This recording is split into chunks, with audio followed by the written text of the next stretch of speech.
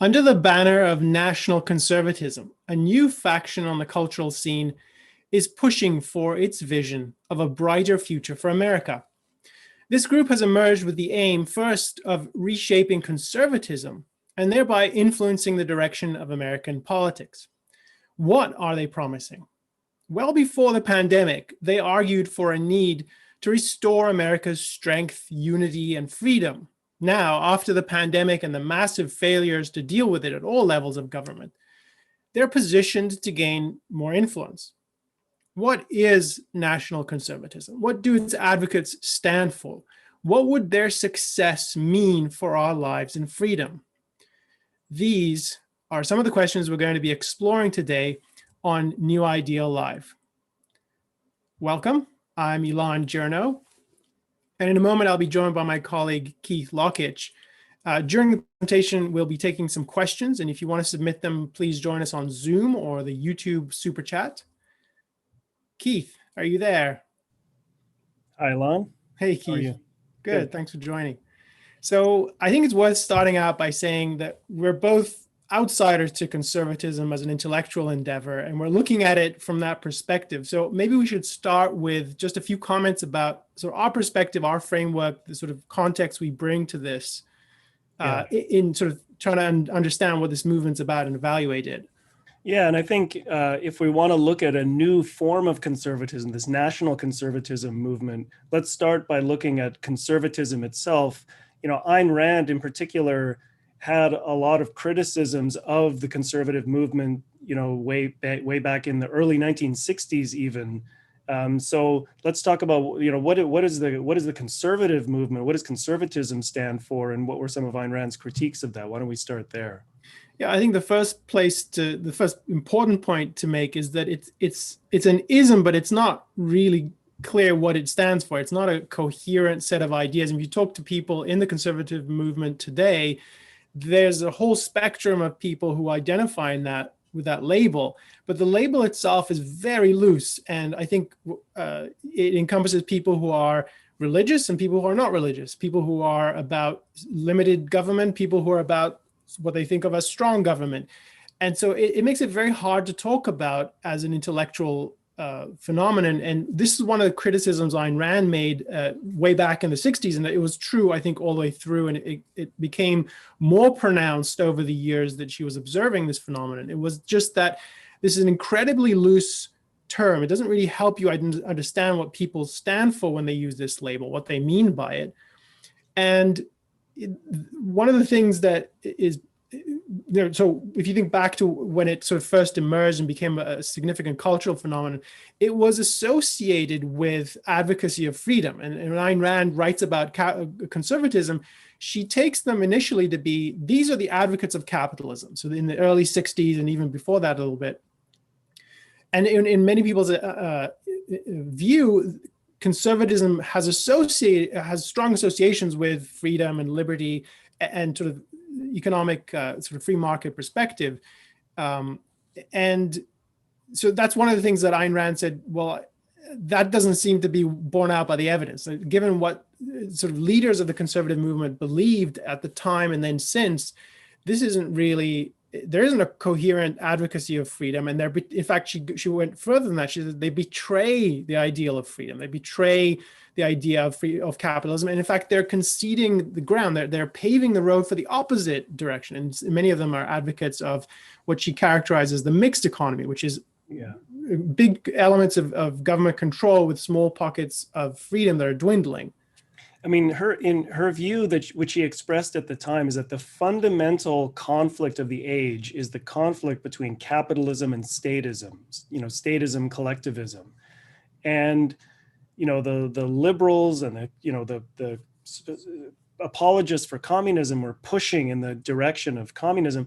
And the people who are supposedly the defenders of capitalism had nothing to say in terms of what are the moral foundations of capitalism. And in response, you know, so the communists and their apologists were claiming that communism is secular, it's atheistic, and it's scientific. This is a scientifically devised social system that's going to optimize human flourishing for everybody. So, in response to the idea that communism is secular, atheistic, and scientific, what the conservatives did was basically concede that all of that is true and argue that Americanism, by contrast, the founding principles of America are faith, religion, the opposite of what the communists were saying. And I mean, from Rand's point of view, this was a total capitulation and was worse than bad, in terms of providing a grounding for capitalism or free markets, because it's conceding that reason and science, is on the side of statism, collectivism, and tyranny. I was just going to say, I think one of the aspects of her critique of conservatism, and I think that sets us up for the conversation about the contemporary development, is that it was lacking a philosophic foundation or philosophic framework. And that's the sense in which I said it's ism, but it isn't really, because there's no sort of coherent substance to it. And her analysis, which I think is true at the time, and it's definitely been borne out, is that the better conservatives were paralyzed in their advocacy of freedom to the extent they believed in that, and their anti-communism. They're paralyzed by a prevailing moral view, which is what she calls altruism, this ideal moral idea, which people take as a given and sort of the normal view, which is the idea of self-sacrifice or altruism. And as a result, their defense of capitalism is flawed. It's not really effective. As you said, it's founded on the idea of faith or tradition, and some of them, sometimes it's put in terms of human depravity. Like, people aren't really good enough no one is good enough to be a dictator, so we might as well have freedom. And that is just a low point in terms of what she thought of as the proper defense for capitalism. Yeah, and this moral perspective also gives the lie to the idea that there's a fundamental opposition between communism and religion.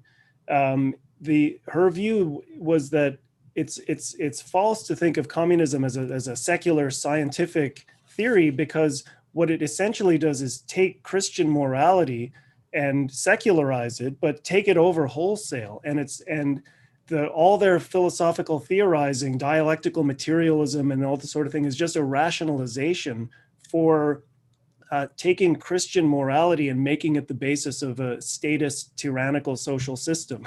So there's really the only difference between theocracy and a communist dictatorship is that one is nominally secular and the other isn't, but they're just as mystical in terms of their basic philosophical premises. So this is sort of the essence of her critique of conservatism.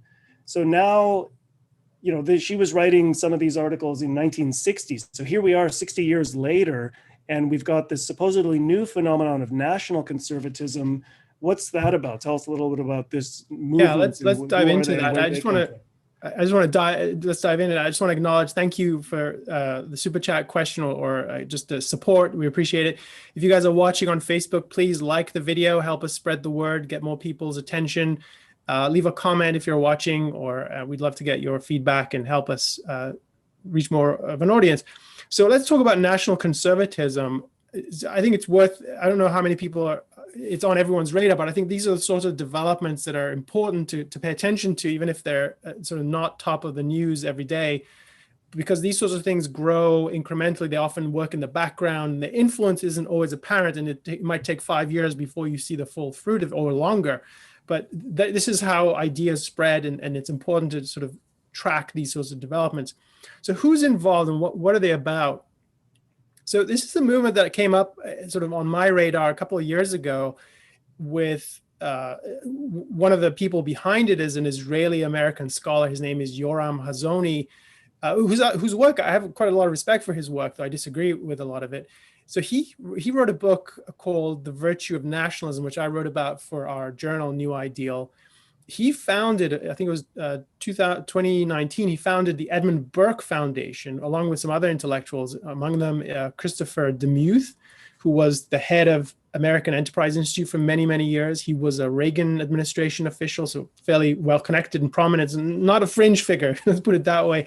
Along with some other people, the Burke Foundation is really the core of this movement for national conservatism. And its main activities have been 3 major conferences and a lot of publications and so on. The conferences are really sort of the place to look at what these people are about.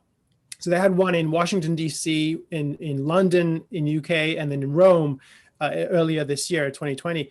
Now, there are a lot of people who spoke at this event, and I don't think it's fair to assume that everyone who spoke agrees with everything that is sort of at the core of national conservatism. I think you have to sort of judge each person based on what they say and so on. But I think a lot of the people speaking there do agree with the core of it. And some of them you might recall or see, you might sort of recognize, and I think it's important to see that these are significant people who are sort of on the rise or getting a profile. So among them, I'll just mention a few names. Tucker Carlson, who I don't think of as an intellectual, but he's sort of a spokesman for ideas. He's obviously got a big show on Fox. Senator Josh Hawley, who's really pushing to become very prominent. I think he's angling to become more significant. Michael Barone, who's a columnist of many years. J.D. Vance, who wrote a sort of a memoir called Hillbilly Elegy that got a lot of attention in the last few years.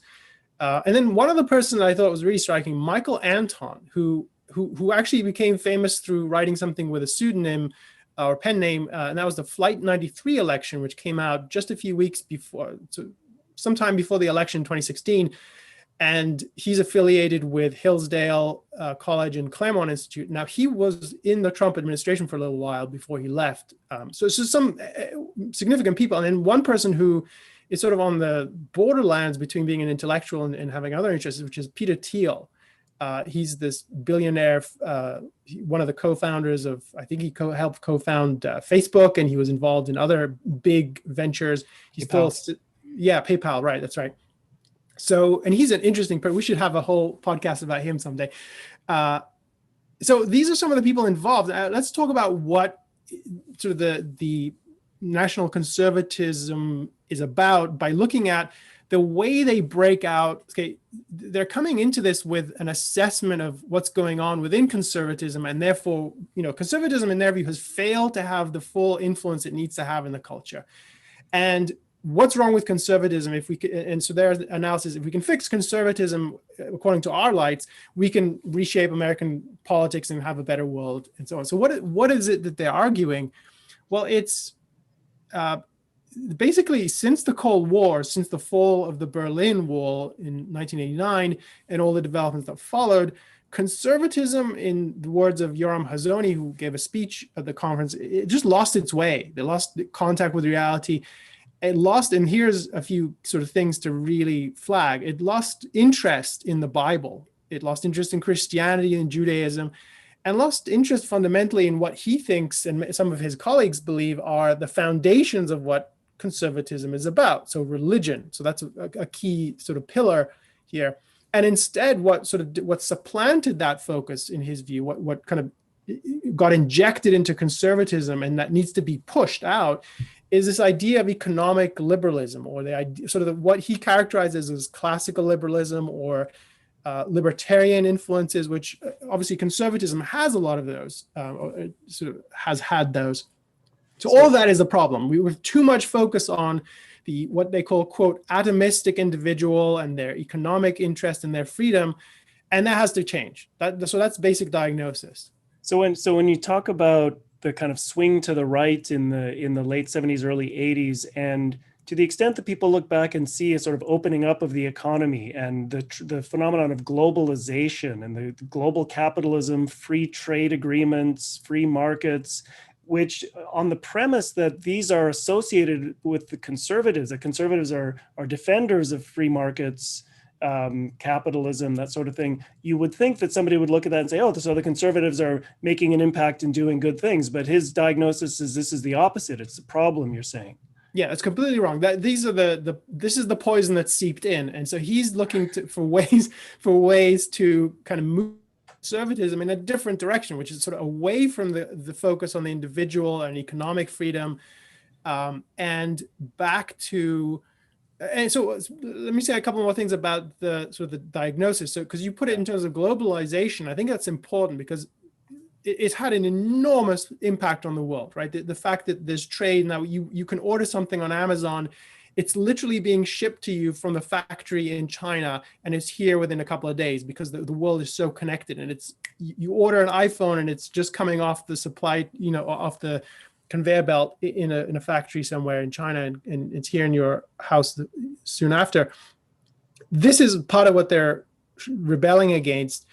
And the way they characterize this, there's a view that, which is also a development, and you have to evaluate it separately. So they, under the idea of globalization, which has incredible economic value and also cultural value, they put in things like the subordination of national governments to international organizations. And the one in particular that they really dislike is the European Union, which has a lot of problems. And I'm by no means an unqualified fan of the EU.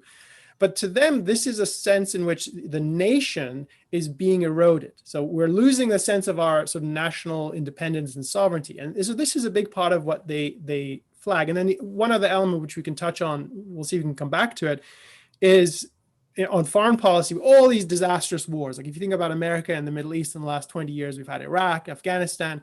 These are just, I think legitimately, they're senseless in the sense that nothing has really come of them and a lot of cost. So they're throwing a whole bunch of things, some of which I think are legitimate criticisms of, well, yeah, I'm a huge critic of American foreign policy in the last 20 years. And things that are being bundled together under globalization, like this idea of international organizations. And all this is bad, right? So this is a diagnosis. We're going in the wrong direction. What we need to do is, pump the brakes and then go towards tradition, religion, and nation. Before we get to that, I just want to say, I'm flagging things that I think there's aspects here that you can understand what it is that would appeal to people. But I just want to say, I think a lot's going wrong in our society, in our politics, but I don't think this diagnosis is even remotely right. Yeah, that's what I was going to ask you. So they're looking at a range of phenomena, some of which you and I would agree are problems, and some of which we think maybe are not so problematic. But they're looking at all these things, and they have a particular diagnosis of what they think is going wrong from their point of view, and what the solution is. So what are they? So what's the problem? Where are we going wrong, according to these thinkers? Yeah, so it's, too much emphasis on the atomistic individual, the idea that satisfying your own interests is paramount, this emphasis on sort of economic betterment, and the idea of sort of connecting societies and nations through economic trade and free trade in particular. They're really horrified by the idea of free trade. So these are some of the things they're worried about. And they're also concerned about immigration. They roll that in as a problem. Now, I don't want to unpack each and every one of these, and we can talk about them in the question period, but to the extent you think there's a problem here, it's important to really think about what are the causes behind it, and not just assume that what those are because you have a pre-existing view of what the solution is. Because I think if we had a conversation with one of these intellectuals, the solution is always going to be the same. The solution is going to be, we want to go back to bringing more religion into society. We want more focus on the nation. And I don't think there's a sort of a deep attempt to unpack the problems and really think about it. Because if you did, you would have to get to some philosophic issues about, is it really true that our society is, the main problem with our society is people are too individualistic? And I think exactly the opposite is true. I mean, exactly. The people are herding and sorting themselves into tribes of all kinds of complexions. And the idea that we have too much freedom economically is absurd. I mean, if anything, in the last 20, 30 years, we've seen that greater and greater controls. So there's a way in which some of their analysis is just not credible. And I think there's a real push for, well, what we're really interested in are the solutions. So we've pointed towards some things that we don't like. And the answer is, let's talk about the solutions. What are those solutions? So let's talk about some of the things that come up. If you listen to the talks at these conferences that they held, and if you read some of the books that are associated with these intellectuals, which I've been doing for the last few weeks in researching this issue, there's a really strong theme that leaps out at you, and which is, I've said their diagnoses were too focused on the quote atomistic individual. There's too much of that, and interestingly, they think that is coming from what they call the liberal side of the political scene, which I don't think that's really credible. That if anything, that side of the political scene is pushing people to be identified not as individuals but as members of groups and sort of intersecting groups. I mean, I think their conception of individualism is not, one that's grounded in each individual is using reason to achieve the best life they can for themselves in harmony with other people. I think they have what I'm gleaning from the reading that I've done and the conversations that we've had is that they associate individualism with a kind of subjectivism and a whim worship. And when they look at the sort of Hollywood elites and the kind of lifestyle they lead, and they see sort of a certain decadence in American culture and that sort of thing, that's what they're responding to, and they're viewing individualism they have this sort of mistaken conception of what individualism even means, such that they associate it with liberalism. Yeah. So as I was reading a lot of their material and listening to them, what really struck me is that it's not an individualism I recognize. Sort of informed by Ayn Rand's perspective, which I think is the right perspective, and even a kind of Enlightenment perspective on individualism, which is very focused on reason and facts. It's not at all that. I don't know if it's meant as a straw man, but it's a caricature of what individualism really is, sort of understood philosophically.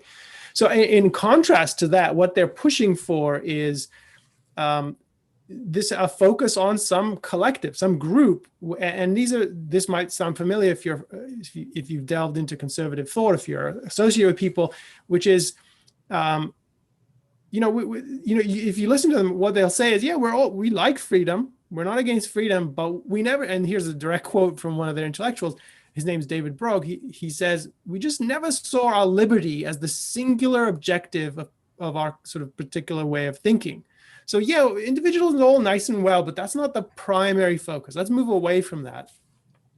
And what do we need to focus on? And here, these are themes that are, I mean, they're so familiar that they might sound trite. It's family, neighborhood, community, civic organizations, those are not bad things. But if you treat them in the way in which these intellectuals are treating them, they become something that is above the individual, not something that you as an individual see value in. So, when you listen to them, what they say is, we don't want to be left alone as an individual. We want to be connected to one another, want to be connected to our ancestors and our kin. And now you get this sense of there's a sort of, doesn't matter who you are. What matters about you is your connections to the past, to other people, unchosen connections, things you're born into. Or you happen to be in this town. That's your community.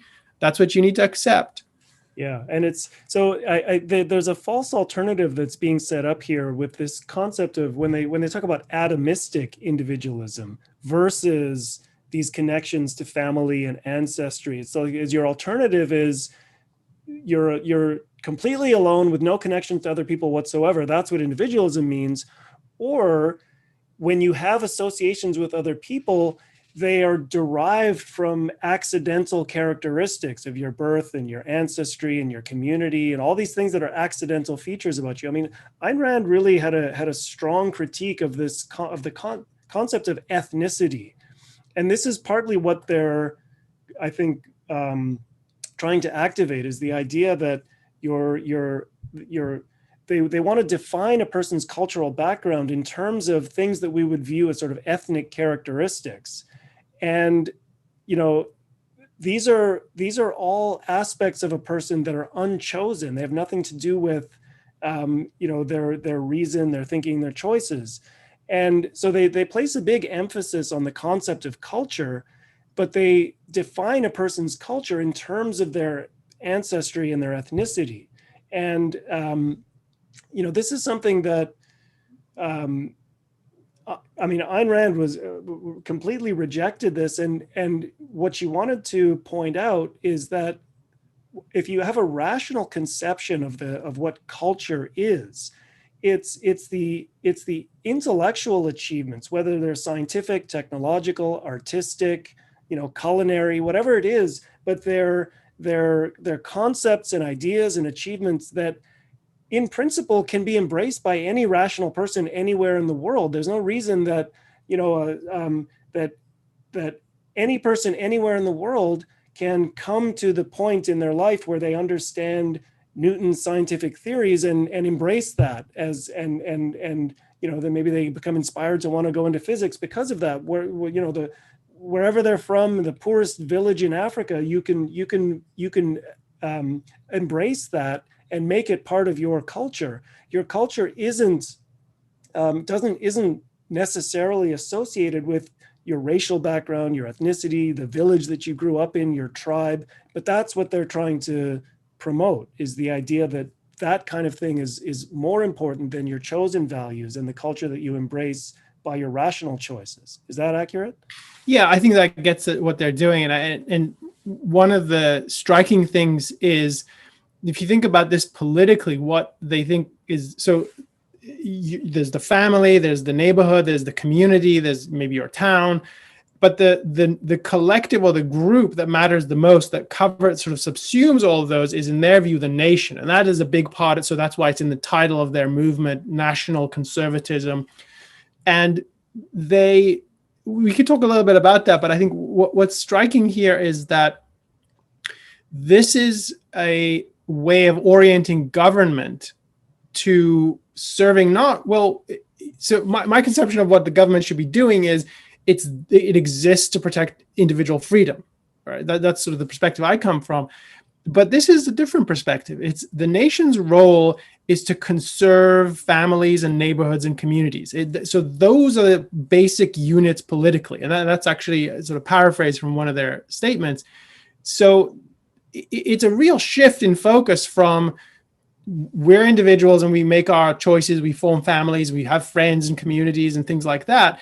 And the government's there to keep us, to protect our freedom and enable us to live according to our best judgment. That's one perspective, which I think is the right perspective.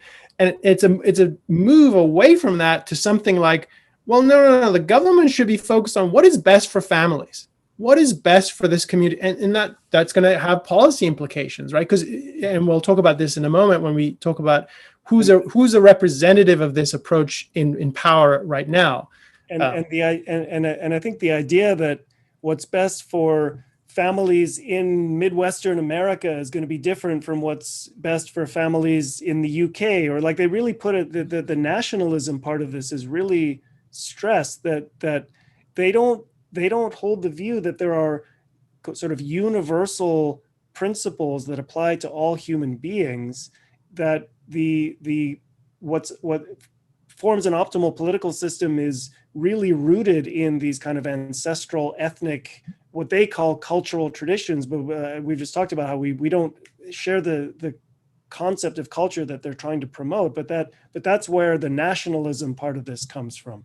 Yeah, I think that's a really important point you're raising, Keith, because the idea that there are no universal truths, the idea that no universal principles that anyone anywhere should follow, that every government everywhere should be judged according to these standards, which I think there are universal principles like those, that I think goes to, that comes from a deeper sort of point underlying their whole approach. And this comes out in sort of this emphasis on faith and their kind of an explicit rejection in some of their work, rejection of reason. And so, I mean, I mentioned the book by Yoram Hazony, which I wrote about in New Ideal a while back.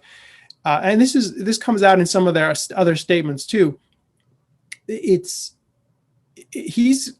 open about saying reason is a problem. Sort of using rational judgment has led us to disasters. I mean, I don't think that's at all credible, but that's the view he's stating. And we need to get back to faith and religion. And as part of that, it's every nation, which is a composite of tribes and families in his view, is the one who's going to make decisions. And they might make different decisions, and each nation chooses what's best for it.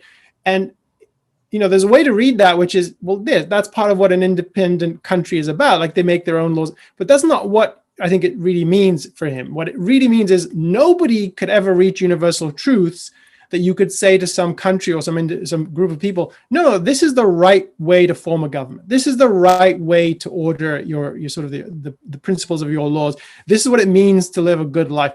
He's rejecting that because he rejects the idea that reason is competent. He literally says reason is not competent to reach those kinds of truths. And what we need is just sort of nation-specific approaches. And this is where it becomes, well, if you live in this nation, they have these rules. And if you live over here, they have these. And well, what's the right way to form a government? That's sort of the philosophic perspective, the principle perspective. That's out. Yeah, and I see a connection here to what we started this podcast talking about, which was Ayn Rand's perspective on how the conservatives were trying to set themselves up in opposition to communism. You see this, I took this from your earlier article about Hazony's book. The reason he rejects the idea, or part of the reason he rejects the idea of the attempt to define universal political principles is because he thinks, he interprets that this is what the flaw with communism was, that the problem with the Soviet Union is that they thought they had, through reason, identified universal political principles that applied to all human beings, and then somehow the natural consequence of that is that they're going to force those ideas on the rest of the world. And so this imperial expansion, the idea of communist ideology as driving, the forcible takeover of Europe, and the communists definitely had the goal of taking over the world and imposing communism everywhere. Hazony views that as coming from the idea that reason can define universal principles that apply to all human beings, and this is why he's rejecting that. The alternative is to recognize that we're all just irrational sinners, incapable of understanding the world. We need to have more humility, more faith in God, more of a recognition that our minds are weak and incapable of understanding the great mysteries of the universe. So it all comes together, and it's exactly this. It's exactly, the same critique that communism has reason, science, universality on its side, and that's the problem. And the solution is recognizing that we're not rational, we're not capable of understanding things. We have to be humble, faith-based, and focused on the family and our ancestors and all that package of things. So it's taking all the worst elements that Ayn Rand identified, rejecting any pretense that this is a movement in favor of political freedom, free markets, capitalism, throwing all that aside and just bringing to the fore the worst philosophical elements of the conservative movement. Would you agree with that? Yeah, I think that's right. I think there's a real emphasis on the argument from tradition, but it's interesting to unpack what tradition really means. So this is a point Ayn Rand makes in her analysis of conservatism in the 1960s. So what is tradition? Tradition is just some way of doing something or some belief system that has been handed down, and it's something that's become sort of a habit and tradition. But why is it right? Why is something old? Why does that make it true or valid?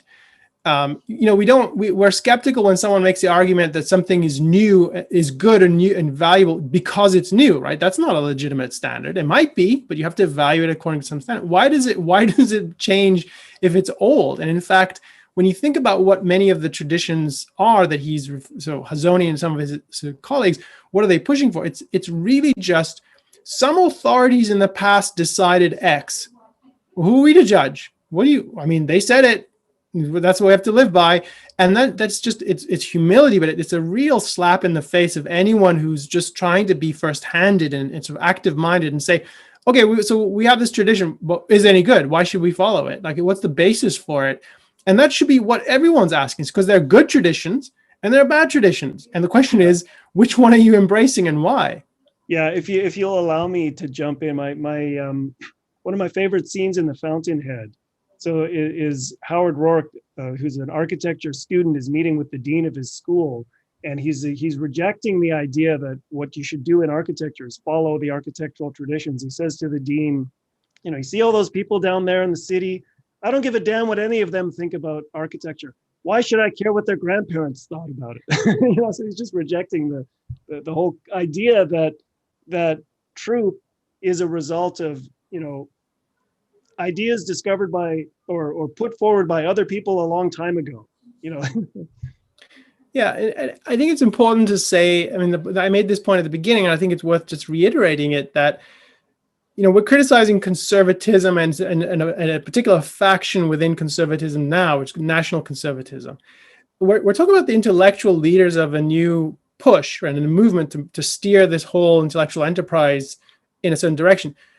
That's different from talking about people who view themselves as conservatives and use the label and apply it to them, because they may be way better than these intellectuals. And I think often that is the case. I met lots of people think of themselves as libertarians or conservatives, and they're way more honest. They're actually well-meaning, and they're really trying to sort these things out. So it's not a criticism of everyone who follows this movement. It's a criticism of the movement understood by its core sort of advocates and sort of core ideas. And I think that's important to distinguish.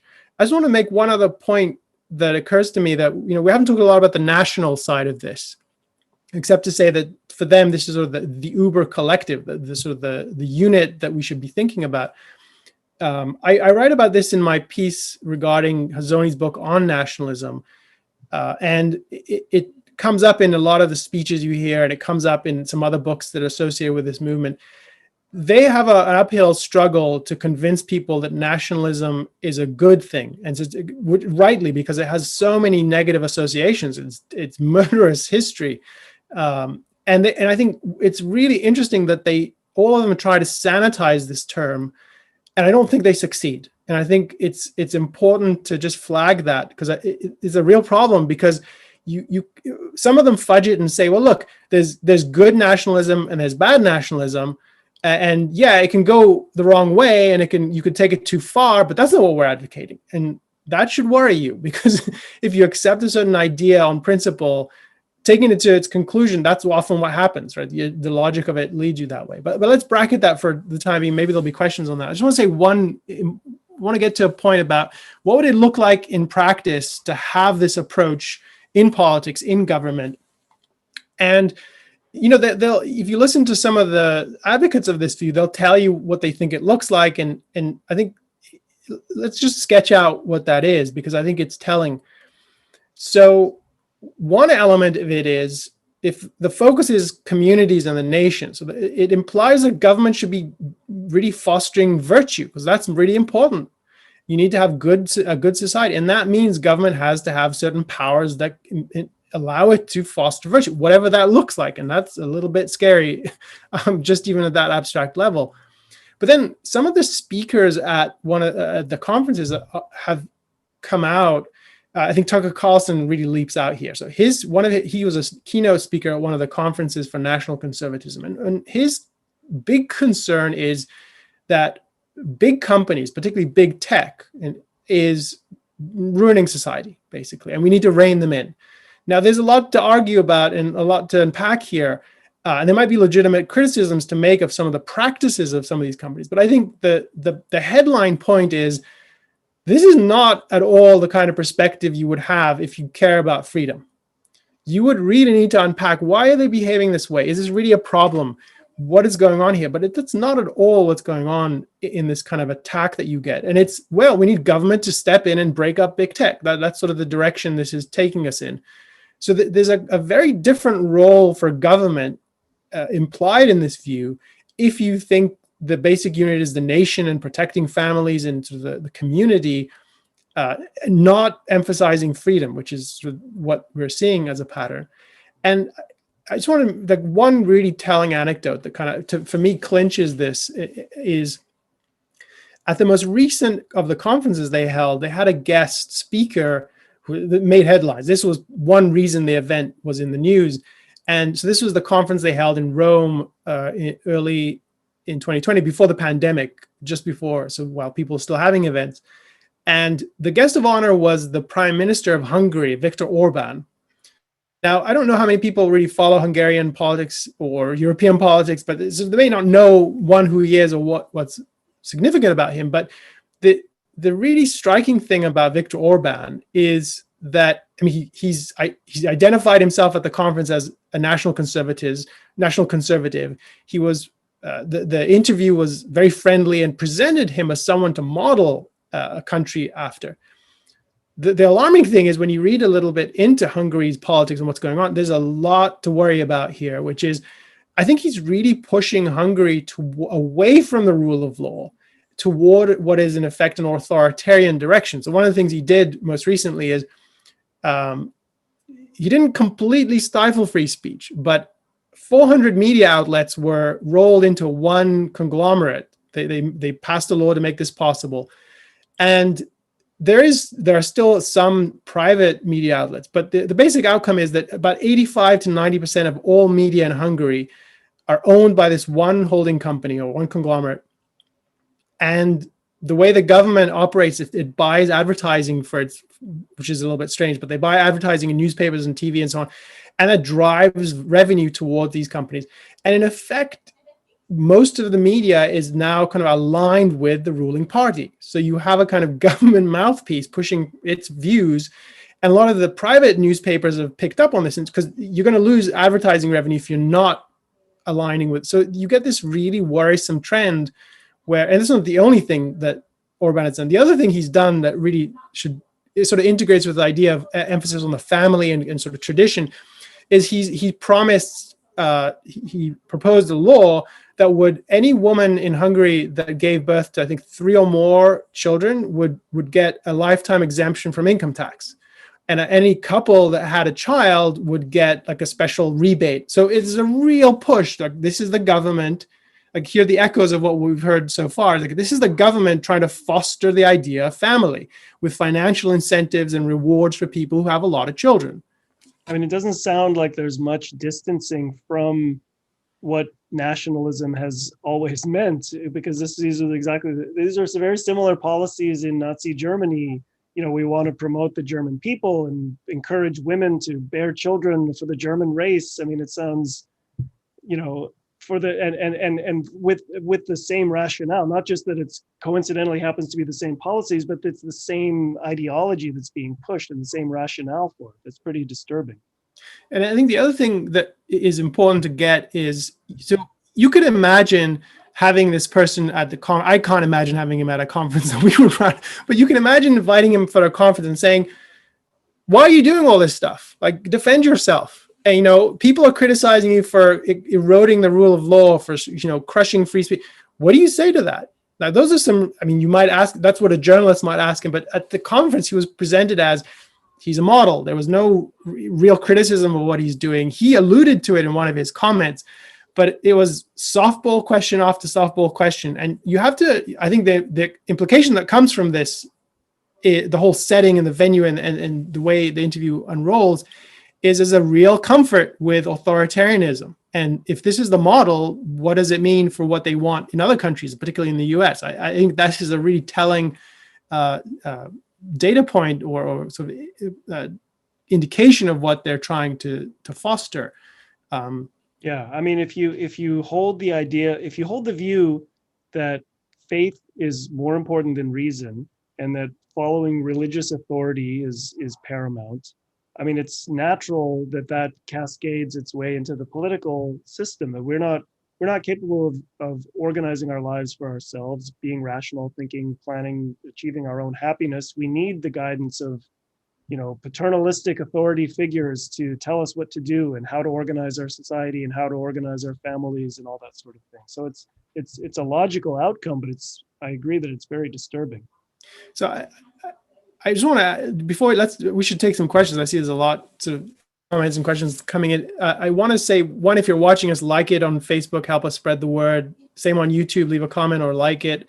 It really helps us gain visibility, which we appreciate. One point I just want to, before we wrap up and get to questions, is, you know, we started with the sort of the context that conservatism used to be associated with many people's, it still is in many people's minds, with freedom.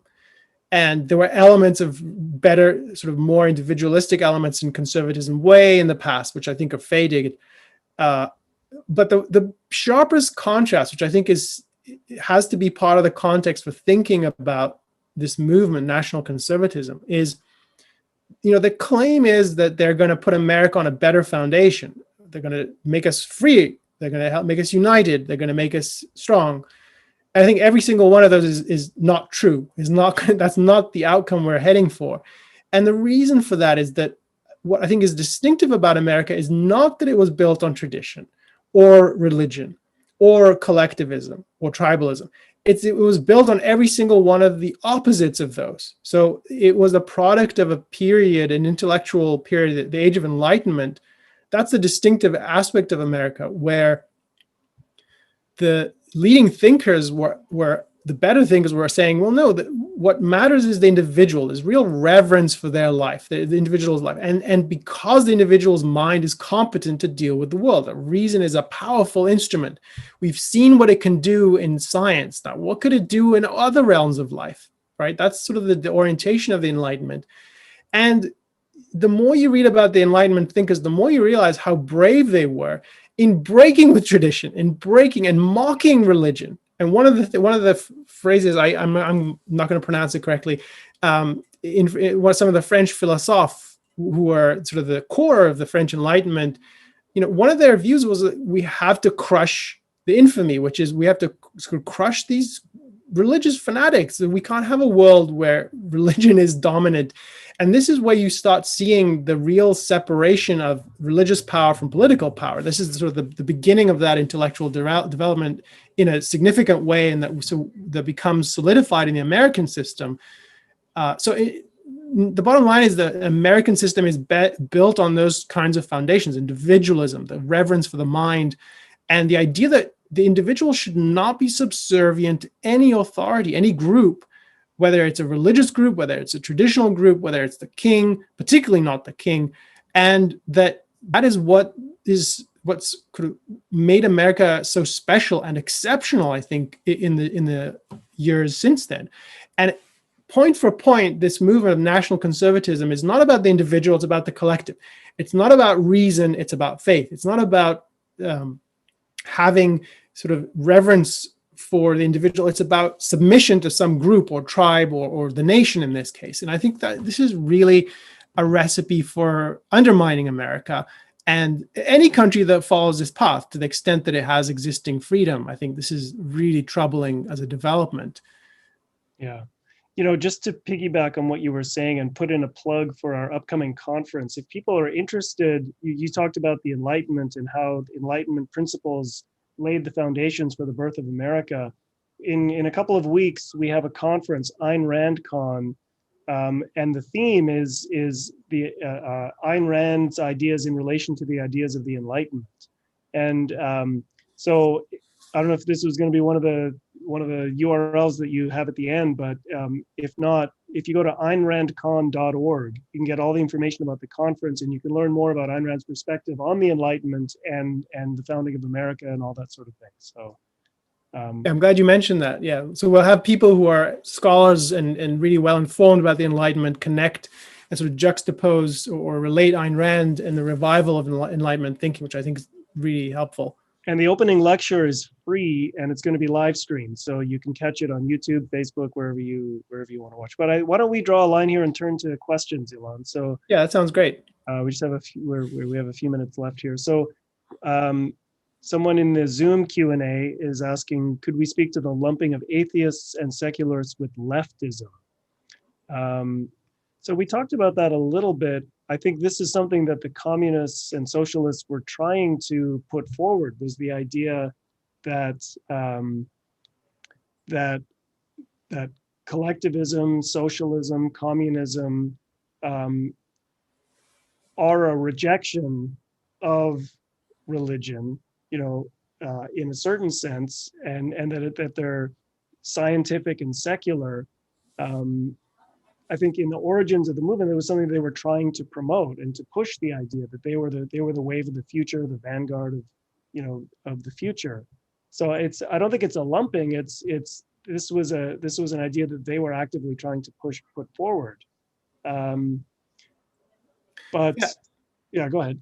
I was going to say there's another perspective on this is just that I think there are people, just as a sociological or anthropological fact, like in terms of just how people behave and what sort of their orientation. I think it's true that a lot of people who are secular or atheists are drawn to being on the left today, culturally, whatever the left means. Like if you think about progressive or pro-science. And I think I don't think it's a full answer, but I think part of the reason is that that's the side politically or intellectually that has been beating the drum about we're for science. We're not about creationism. We're about evolution. If you want to talk about that debate or that fight, that's not a debate, but that fight that happened, that keeps happening in the schools. If you want to talk about the debate around global warming, right? So it's the left that says we're on the side of science. Now, I think we should talk about this another time, but that's not really the way to think about it. But it's as opposed to, oh, this is a joke, right? And I don't think that's a scientific or a hoax, right? And I don't think that's either a legitimate way. But so there's ways in which there's sort of reasons why people who are secular and sort of interested in science and facts are drawn to that, because what do they get from sort of the traditional conservative side of the spectrum? You get people like Bill O'Reilly, who this is the famous meme of him. He did an interview with someone. This is just lodged in my memory. I saw a talk by our colleague Onkar Gati. He used this example. It's just incredible. So Bill O'Reilly, who you guys probably remember, he was on Fox for many years. He had somebody on the show and he made the case that, we don't know why the tide comes in and it comes out. Obviously, God made that happen. And I mean, it's elementary school or high school level science. So we actually do know why the tide goes in and tide goes out. But that's the kind of 400 years ago. Yeah, we figured out years. But that's just a joke, right? You can't honestly, and this whole idea that everything is wrapped up in religion, like you can see why people would be turned off by that if they're really into the sciences, into engineering. And so there's sort of anthropological reasons why. And I think this is part of Ayn Rand's point about one of the arguments she makes about conservatism. This is back in the 60s, and I think she kind of, there's echoes of this in her criticisms in 1981 talk that she gave about this, which is the kind of issues that conservatism was elevating are the kind of things that would turn people off. If you have ambition, who cares about tradition? Like the founders broke with tradition, and innovators in science and technology, they're breaking with the known, right? They're breaking new ground. So there's ways in which it would not appeal to people who are interested in science and facts and being secular and this worldly. So there's a whole sort of cluster of issues that account for some of why. It's not the whole answer, but it's some of why that seems sort of there's more of that. That's why people gravitate towards sort of the left side of the intellectual world, if you think of it that way. Yeah.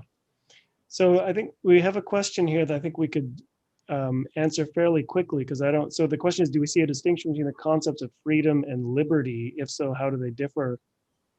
I view them as synonyms. I don't really see any fundamental distinction between them. Do you have any? No, I mean, different concepts. There might be sort of historical issues. I'm not something I have a lot to say on, but if someone's interested in this, there's definitely people we could bring on and talk to about this. I don't actually think of them that as different. I use them interchangeably in most contexts. So yeah. Now the next one, though, I think there's a lot to say, which is what about the distinction between patriotism versus nationalism? I think these are so hard for a lot of people. These just get blurred together. And so when you talk about, well, we have to be concerned with our national interest, or we have to be concerned with the nation, and there's legitimate ways in which you should care about your nation. I think I do, and I think it's right to do that. And those are ways in which you think of your nation as, this is the place I live. These are the laws I want to see upheld. These are the policies I think should be in place. And I want to protect the nation. I don't want America destroyed by outside invaders or something like that. And that is in patriotism as well. There's legitimate patriotism, and then there's sort of my country, right or wrong. I think legitimate patriotism and legitimate national interest or national concern, or even if you want to put it nationalism, which is not really the right term for it, is a conscious identification of the values you see in the country that you live in, that you think deserve your support, that objectively merit being preserved and protected and upheld and advocated for. And I think those are important to be contrasted with what in fact is nationalism as an ism, which is so the elevation of the nation above individuals. So it's basically a collectivist way of thinking it. So the individual doesn't matter. He or she matters only to the extent that he serves the group, which is the nation in this case. And I mentioned the idea, which means the nation owns your life, the collective owns your life. It can dispose of you however it wants.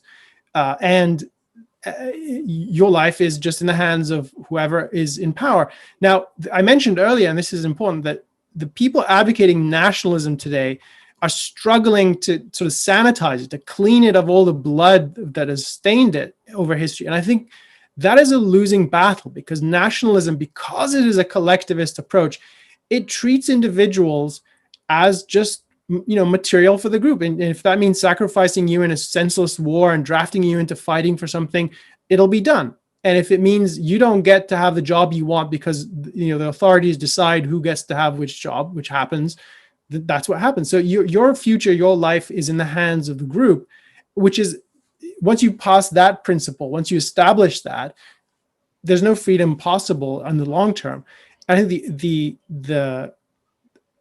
key thing here is that fundamentally underlying nationalism of various kinds is the denial of you as an individual having a rational mind that's competent to live. No, we have to make these decisions because you can't. This is sort of essential to collectivism. And when you get reason out of the picture, how are you going to communicate with people? How are you going to solve disagreements, right? If you can't persuade people, you have to force them into doing things. And that's sort of the way you kind of get this momentum for the nation tells you what to do, and it decides and it disposes, and it's for you to do and die. So I think there's a lot to say about nationalism in general, but I want to just contrast that with a legitimate concern and valuing of your country where you live for reasons that are well-founded, that are rational, as opposed to, well, I was born here, so this is what I care. That's what I care about. And you might be born somewhere terrible, and there's no reason to support that. And you should go and leave. Find somewhere better to live. Yeah, I mean, on the connection between faith and force, this was Ayn Rand gave a talk in the '60s called "Faith and Force: The Destroyers of the Modern World," and she argues that because if faith is paramount, then you don't have rational discussion as a means of persuasion. The only option is to force people to do what you think is right. And so faith and force are corollaries, and they go together in the same way as reason and freedom go together. And so given the principles that Hazony and these other people under the banner of national conservatism are advancing, their claim that it's going to be peaceful and wonderful and the foundation of Americanism and all this sort of thing, it logically is impossible. It just doesn't make sense that the principles that they're advocating will lead to the kind of horrible authoritarian nationalism that I think we all have a right to fear. So I think we're at time. I just want to share. Yeah. So you mentioned the article "Faith and Force," which I wish I had included. I just want to share a slide with some recommendations. I'll just read them off here. Okay. I'll say goodbye. Thanks, Keith. So some recommendations are Ayn Rand has lots of statements on conservatism, and you can find them by going to the Ayn Rand lexicon online. She also has some commentary on the idea of collectivism, which we brought up in the conversation today.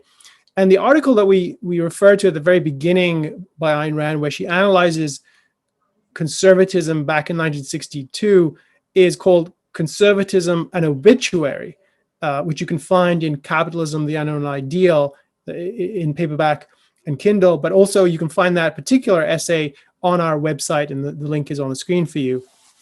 I will mention as well that mention Keith's suggestion that if you're interested, join us in a couple of weeks at Ayn Rand Con online, which will be November 6th. We'll be talking about the Ayn Rand and the revival of the Enlightenment, which I think connects very well to the topics we've been talking about today. Thank you all for joining us. I want to encourage you, as I said earlier, to like this if you're watching on Facebook, help us spread the word. And if you're watching us on YouTube, please subscribe to the Ayn Rand Institute's channel. Make sure you click on the bell to be notified of new broadcasts and new videos that we upload. If you like this particular video, great. Please press the thumbs up button to tell us you like it. And then if you're watching either live or on demand, we encourage you to leave a comment. We read the comments. Sometimes they lead us to have new podcasts, new topics, things to consider. We'd love to get your feedback. And if you are listening on some other way, or if you just prefer to send us an email with your suggestions or comments and feedback, you can write to us. The address is newideal@aynrand.org. We look forward to hearing from you. And thanks for joining us. We'll be back here next time.